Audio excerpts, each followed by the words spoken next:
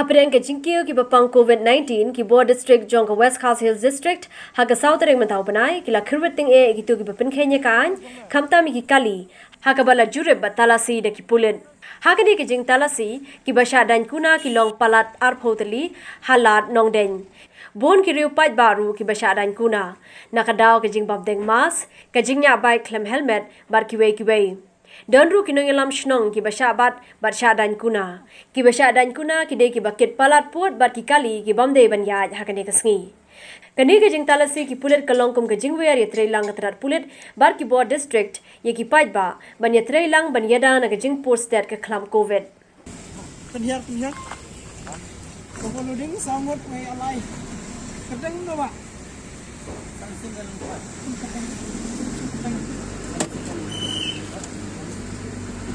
No?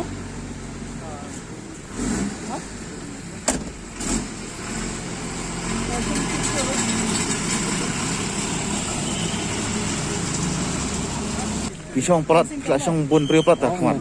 Pisong teh mulai wang. Kalau pisong bun beriu khamat, lalu bon numbar dalam tas ni. Tadi event numbar wat numbar tak.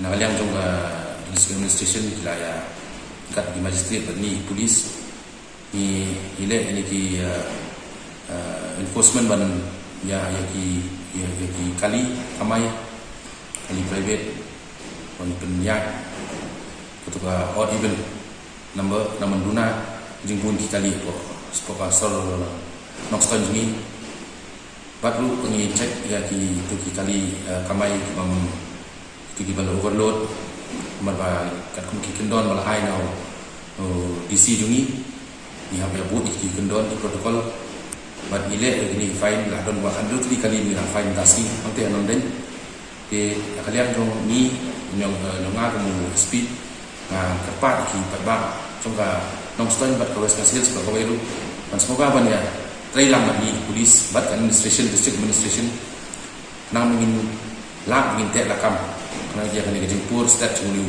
kelam ni kepat ki ban semoga banyak deng lagi mas menum ya bun beriu plat hayo hahat bat du ban kat balak ban song hayo di kemen ba na kajingya tailang ban ni bati sia bat ba min la min te la kam ni jempur stat ni klam COVID-19